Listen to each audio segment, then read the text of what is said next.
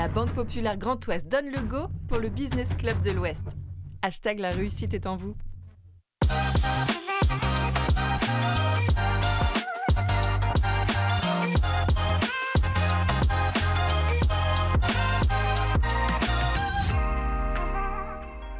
Bonjour à toutes et à tous, soyez les bienvenus pour votre Business Club de l'Ouest, l'économie décryptée par ceux qui la font. Nous sommes accueillis au sein de l'atrium de la Banque Populaire Grand Ouest, que nous remercions pour son soutien, avec l'équipe des chroniqueurs du jour que je vais m'empresser de vous présenter, à savoir Benoît Cattel, le directeur général de la BPGO, Julie Baudin, ancienne directrice Bouge ta boîte et Bouge ton groupe, et à ses côtés, Éric Chalambel-Val, le président du MEDEF 35, mais également le président de la Feuille d'Érable. Nous sommes tous les quatre particulièrement heureux et honorés d'accueillir Madame la maire de Rennes et présidente de Rennes Métropole, Nathalie Appéré, que je vous demande d'applaudir.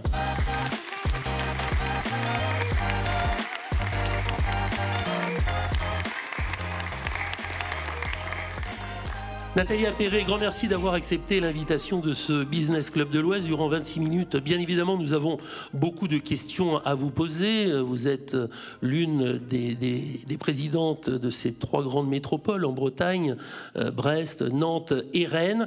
La première question que j'ai envie de vous poser, c'est que économiquement, rendre les choses possibles avec de l'investissement public, et ce n'est pas un peu une feuille de route très, très importante, très volontariste, rendre les choses possibles, économiquement parlant?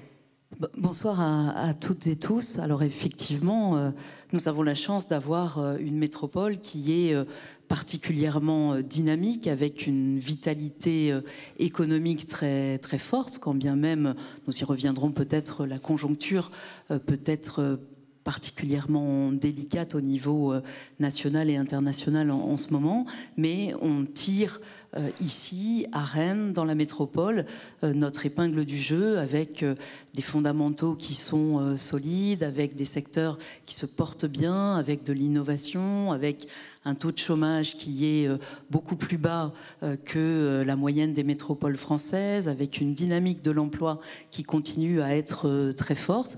Et le rôle qui est le nôtre, je pourrais effectivement reprendre l'expression que vous venez d'utiliser. Nous ne sommes pas des opérateurs économiques directement, même si pour ma part je suis aussi employeur avec des fonctions de ressources humaines dans 2 collectivités à 7500 agents, mais nous avons la volonté, en tout cas, d'un territoire qui soit attractif pour l'activité économique et qui permette aux entreprises de pouvoir se développer, d'y trouver du foncier pour investir, d'y trouver des collaborateurs formés, de pouvoir s'appuyer sur un tissu d'innovation, notamment qui est particulièrement fort ici.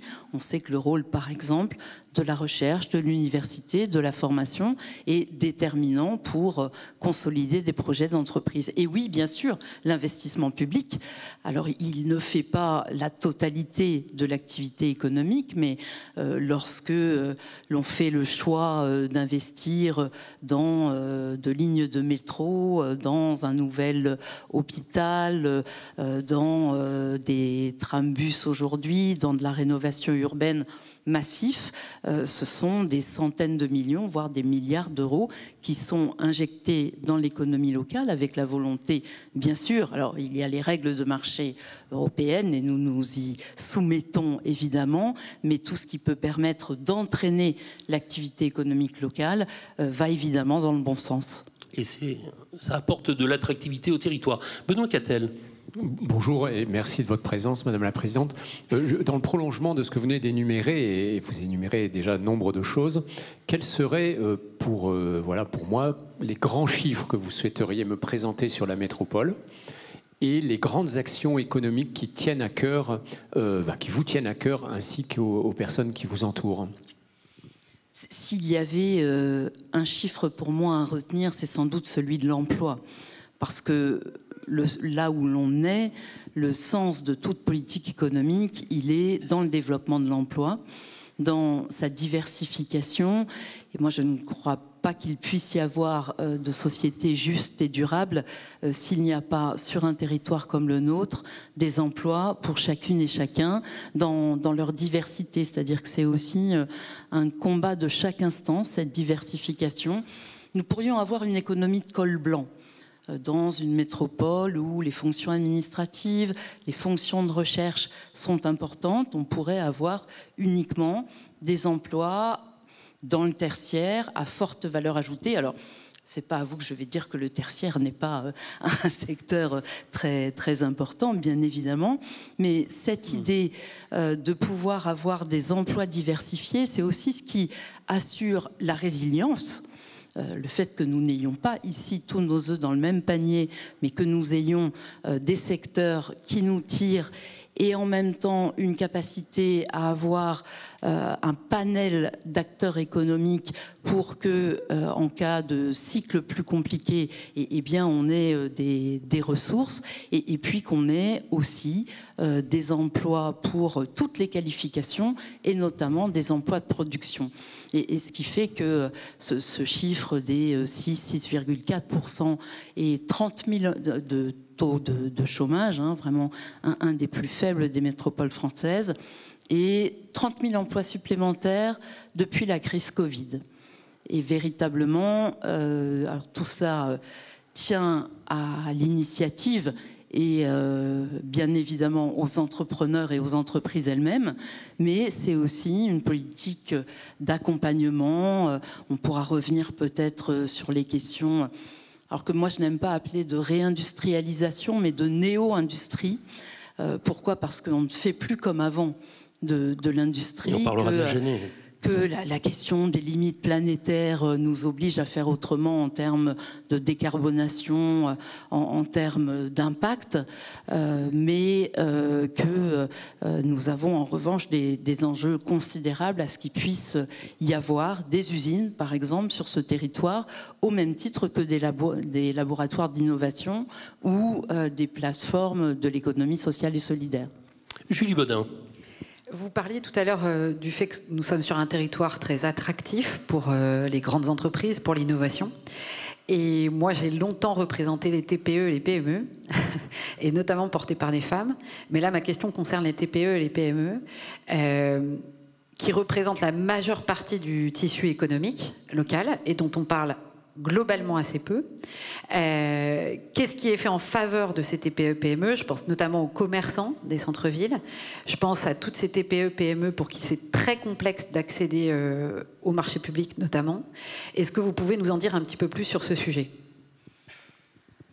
Le tissu entrepreneurial breton, il est principalement, et rennais singulièrement, il est principalement composé de TPE-PME. Alors on a la fierté de grands groupes.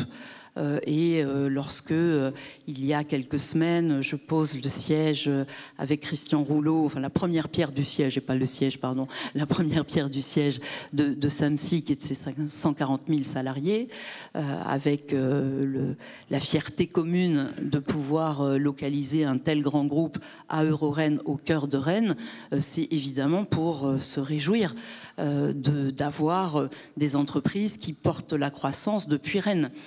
Lorsque l'on pose, là encore, la première pierre de Safran à la Jeannet, c'est effectivement un grand groupe singulier en plus dans une période où la question de l'industrie de la défense et de la souveraineté est quelque chose d'essentiel. Et là encore, c'est un grand groupe et on s'en réjouit.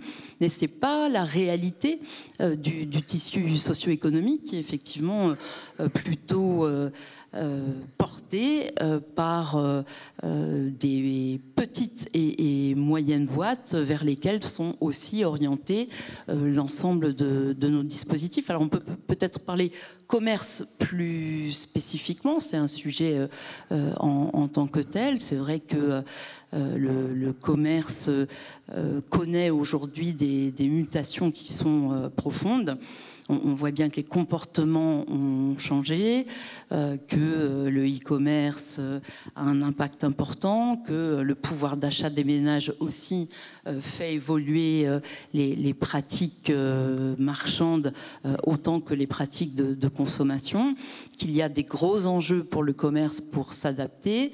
Mais si je regarde par exemple le commerce de centre-ville, c'est un peu plus de 2000 commerces aujourd'hui à Rennes, premier pôle commercial de Bretagne, et un taux de vacances commerciales alors que l'on surveille comme le lait sur le feu, hein, et dont il faut dire qu'il est en augmentation. Mais lorsque je soustrais la vacance qui est liée à des opérations de requalification du bâti, notamment dans le centre ancien où on a, vous savez, ces opérations de rénovation de notre patrimoine, on arrive à un taux de vacance autour de 9%, qui là encore fait que les études nous placent parmi les métropoles considérées comme leaders sur le plan de l'attractivité commerciale et notamment parce que la croissance démographique continue à nous porter. Et ça, c'est quand même un enjeu. Enfin, pour toute entreprise, il faut avoir des clients. Et donc, quand on est un commerce, il faut avoir des clients. Et pour avoir des clients, il faut, alors c'est d'autres sujets, que ces commerces soient accessibles, mais il faut aussi qu'ils soient nombreux. Et le fait que nous connaissions une impulsion et une croissance démographique, c'est aussi une garantie d'activité, de développement pour les entreprises. Quant à l'accès à la commande publique, alors moi je n'édicte pas les règles européennes sur les marchés publics. On essaie de se battre à des endroits pour essayer de... Alors si je vous dis ça comme ça, vous aurez le sentiment que nous tordons la règle, et ce n'est pas le cas. Mais j'allais dire pour essayer de contourner d'une certaine manière la préférence locale. Je pense par exemple à la question alimentaire, où on a des enjeux de souveraineté importants et de qualité de l'alimentation. Et on a la chance d'être dans un bassin agricole et agroalimentaire qui est extrêmement fort, premier département laitier français, entre autres, mais pas uniquement. Comment faire en sorte de garantir que nos producteurs puissent trouver des débouchés, y compris dans nos marchés publics, la restauration collective. On avance beaucoup là-dessus. On trouve des techniques d'allotissement des marchés pour faire en sorte que des petits producteurs puissent y répondre. On modifie nos outils de production. Enfin, l'attention existe, mais dans le cadre d'un droit que singulièrement, de mon point de vue, on pourrait faire évoluer, et notamment sur cette question alimentaire. Pas uniquement, mais notamment là-dessus. Éric Challant-Belleval. Oui, Madame la Présidente, je voyais un sondage, une étude d'OpinionWay qui doit dater d'avril 2025 et qui dit que dans les préoccupations des habitants des métropoles, alors certes il y a la sécurité, il y a le bien-être dans la ville, il y a la propreté, mais il y a aussi le développement économique, et ça m'a agréablement surpris. Et évidemment, dans la métropole, vous avez aussi une vision prospective. Si vous aviez à réfléchir dans les 5 prochaines années, ça serait quoi la priorité pour améliorer le climat des affaires, améliorer le développement économique sur ce territoire? Est-ce que vous pouvez nous en parler sans dévoiler ce qui pourrait être un programme, mais en tout cas nous dire pour demain qu'est-ce que vous pensez faire pour ce développement économique qui est une préoccupation des habitants? La première préoccupation, je pense que c'est sans doute l'emploi. Parce que c'est le développement économique pour quelque chose et précisément pour l'emploi. Et je reviens à cette idée de la diversification. Je pense que dans les priorités d'une politique économique à l'échelle territoriale, il y a le fait de pouvoir soutenir à la fois des secteurs forts et en croissance, mais de s'assurer aussi d'être solide et résilient dans l'hypothèse de revirement de cycle. Parce que ce n'est pas à des chefs d'entreprise que je vais devoir détailler ce que peuvent être parfois des variations de conjoncture et à être monodépendants. on peut se retrouver en grande difficulté. Enfin, on a pu par exemple connaître ce qu'étaient des tensions sur l'industrie automobile. Or, l'essentiel de notre tissu industriel était porté par la question automobile. Je peux vous dire que alors aujourd'hui ça va bien et je suis ravie d'avoir pu conforter des investissements de Stellantis sur la Jeannet, mais il n'empêche que ça a été des longues batailles et après des cycles compliqués. Donc continuer à faire en sorte d'accueillir des entreprises ou de permettre à des entreprises du territoire de se développer dans différents secteurs, tout en jouant sur ce que sont nos atouts et nos spécificités quasi identitaires. Quand je prends par exemple la question de la cyber, où on a un écosystème qui est fantastique, qui est à la fois porté par l'industrie de défense, par la DGAMI, par nos cybercombattants du ComCyber, mais aussi par le régalien autour de la cybersécurité. Je pense à l'ANSSI, je pense à tout ce qui est agence d'intelligence artificielle et des belles boîtes, petites et grosses, qui se sont développées autour de ce savoir-faire lié à l'université et un écosystème qui est fantastique aujourd'hui. Et lorsque l'on inaugure la Cyberplace il y a quelques mois, avec cette pépinière d'entreprise Cicred, pour permettre à de jeunes pousses innovantes la plupart du temps de grossir, de prendre leur envol, ça nous permet de voir à quel point, par exemple, cet atout de la cybersécurité, il crée 3500 emplois nets sur le secteur lui-même, mais il vient aussi irriguer l'ensemble du tissu économique. Et pour un banquier, je me dis que avoir une ressource locale forte en matière d'intelligence artificielle et de sécurité réseau, c'est pas rien. Mais je pourrais prendre l'ensemble des secteurs économiques et notamment sur la question de l'industrialisation. J'évoquais Safran tout à l'heure, la présence du pôle cyber pour Safran, et notamment parce que l'usine du futur, elle est numérisée et elle a besoin d'être sécurisée en énergie comme en réseau, c'est aussi un atout majeur. Donc ça ne fait pas une priorité, mais ça fait une posture permanente d'accompagnement de l'ensemble des entreprises dans tous les secteurs, en jouant sur nos secteurs clés, vraiment sur ce qui est solide chez nous, en étant extrêmement attentif à l'innovation également, et en accompagnant, c'est un peu la marque de fabrique de notre politique publique en matière économique, en accompagnant les entreprises qui ne nous ont pas attendus sur les questions de transition, de décarbonation. Moi, je suis persuadée que plus on les anticipe, moins on les subit. Et le fait de pouvoir donner un cap sur la décarbonation et les transitions, c'est ce qui fait que les uns et les autres ne seront pas le dos au mur à devoir changer de manière trop rapide et sans les outils. Alors, bien sûr, on n'a pas, nous, tous les moyens de cet accompagnement, mais c'est un cap qui est donné. Faisons de cette question de la décarbonation notre valeur ajoutée. Et créons spécifiquement des pôles d'excellence autour de ça, qui fait que ça nous rend plus forts, plus compétitifs et plus armés pour la compétition économique de demain. Je crois qu'il y a là un enjeu qui est extrêmement important. Et vous pensez forcément au PUI, hein, ce pôle d'excellence industrielle de la Jeannet, car Rennes, avec la région Bretagne, ont décidé, avec ce bâtiment 78 à la Jeannet, d'en faire peut-être l'un des fleurons de cette industrie bas carbone. Je tiens beaucoup, je dois vous l'avouer, à ce PUI de la Jeannet. D'abord parce que c'est un long combat. Hein. J'évoquais tout à l'heure les crises automobiles et le moment où on a quand même tous bien cru sur ce territoire que Stellantis pouvait fermer. Avec l'ensemble des conséquences sur les sous-traitants, sur la métropole, mais aussi à l'échelle de la Bretagne et de l'Ille-et-Vilaine.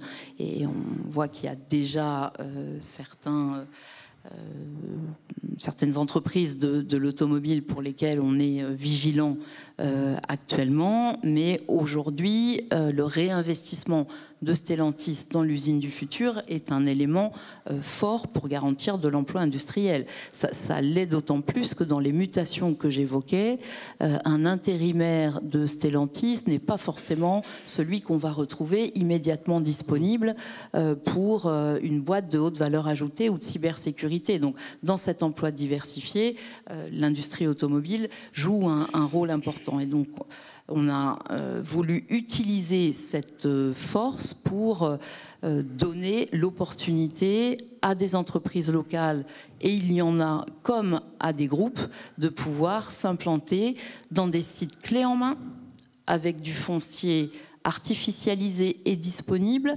et ce que les spécialistes de foncier économique appellent dérisqué. Parce que chacun sait que quand on est entrepreneur et qu'on porte un projet de développement immobilier ou foncier, cette idée du recours sur le permis de construire, du temps du projet est un élément qui peut être déstabilisateur. Or là, on a des fonciers immédiatement disponibles, et c'est ce qui s'est passé pour l'accueil d'un certain nombre de groupes, que de pouvoir être très compétitif pour les accueillir, parce qu'il y a disons-le, des formes, non pas de mise en concurrence des territoires, mais il faut savoir convaincre que créer 500 emplois à la Jeannet, c'est un bon choix pour l'entreprise. Et c'est un bon choix parce que ce pôle d'excellence industrielle, il permet des mutualisations, il permet des boucles d'énergie, il permet que l'industrie attire l'industrie, et il offre aussi un site accessible, de qualité, avec une main-d'œuvre formée. Et on a par exemple pu mettre en place, parce que c'est important, des formations avec l'UIMM sur des fonctions de soudeur à cire perdue. Alors ça peut paraître un peu anecdotique, simplement c'est des métiers qui vont se développer beaucoup, et si on n'a pas l'appareil de formation, c'est le lien avec la région Bretagne qui suit sur ces enjeux-là, alors on n'a pas de capacité pour l'entreprise de se développer. Donc le PEI, il amène effectivement tout ça. Il a en son sein des fleurons véritables, hein. Enfin, c'est toujours beaucoup de plaisir de découvrir un certain nombre de ces belles pépites, depuis Switch Energy jusqu'à Gallian, donc depuis l'énergie osmotique jusqu'à l'industrie des vélos cargo, dans une grande diversité, mais avec des atouts communs, et c'est ce qui, je crois, nous permettra aussi de créer l'emploi de demain. Et si je puis me permettre une petite séquence rétrospective, je suis assez fière qu'on ait tenu collectivement sur le fait de garder la vocation industrielle de ce site, parce que voilà, j'avais vu s'exprimer des idées toutes plus saugrenues les unes que les autres. Certains avaient voulu y faire des terrains d'entraînement pour le Stade Rennais, et d'autres des accueils de logisticiens sans création d'emplois. Le fait que nous nous soyons dit non, ici, à cet endroit, c'est de l'emploi industriel qu'il nous faut développer, et qu'on ait tenu ce cap a quand même été un élément déterminant pour conforter cette politique. Et je me permets simplement de terminer là-dessus. On est dans une période de forte instabilité. D'instabilité politico-institutionnelle, d'instabilité géopolitique. Je crois qu'il n'est pas nécessaire ici d'énumérer les crises, la manière dont elles pèsent, et puis la façon dont ce climat non pas à ce stade annule des projets, mais en tout cas décourage, temporise, retarde des projets. Enfin, on en discutait à l'instant avec M. Cattel. Il est évident qu'un certain nombre d'opérateurs économiques se disent on va peut-être attendre d'avoir un gouvernement, on va peut-être attendre d'avoir des orientations, on va peut-être voir ce que donne l'effet des droits de douane de l'administration américaine avant d'avoir des projets. Et je pense vraiment que l'incertitude, c'est l'ennemi du décideur d'une manière générale. Et c'est l'ennemi de l'entreprise en particulier. Et que dans ce contexte un peu instable, il puisse y avoir des caps locaux. Alors bien sûr, aucun acteur économique ne résume son univers à son territoire, mais qu'au moins à cet endroit-là, il y ait des éléments de réassurance, de stabilité et d'orientation, c'est sans doute aussi ce qui permet qu'aucun des grands projets économiques sur le territoire n'ait été remis en cause malgré la conjoncture. Je parlais du siège, par exemple, de Samsic. Les dirigeants auraient pu se dire, hop, hop, hop, est-ce que c'est vraiment le moment ? Sur le palais du commerce, est-ce que c'est vraiment le moment pour ? Sur une usine comme Safran, est-ce que c'est vraiment le moment ? Ce que je constate en tout cas, c'est que tous ces projets avancent et sont au rendez-vous parce qu'il y a un écosystème qui les porte. Il nous reste 20 secondes, Nathalie Appéré. Je vous ai souvent entendu dire, avec cette phrase, « Seul, on va plus vite, ensemble, on va plus loin ». Il y a une coopération qui est vraiment établie avec les métropoles bretonnes, Brest et Nantes. 20 secondes. Oui, bien sûr. L'idée de la concurrence entre les territoires, elle est révolue. Comment est-ce qu'on peut coopérer davantage ? On a des réseaux de coopération, non seulement avec les métropoles qui nous environnent, mais aussi avec les territoires, parce qu'il faut ce développement équilibré. Et puis surtout, une coopération avec les entreprises elles-mêmes. C'est-à-dire le ensemble, on va plus loin. Ça marche surtout quand on est capable d'avoir des lieux de dialogue, de co-élaboration de politique économique, parce qu'on peut avoir le cap, en revanche, savoir ce que sont les outils adaptés et performants qui vont vraiment permettre de répondre aux besoins des entrepreneurs, et bien ça se fait dans un dialogue qui doit être constant. Il est parfois rugueux, il y a des points d'accord, il y a parfois des points de dissensus, mais il y a des espaces, en tout cas toujours pour se parler. Merci à Benoît Cattel, à Julie Baudin et Éric Chaland-Belval, et à vous, Nathalie Appéré. C'était votre Business Club de l'Ouest. Merci à vous. Merci.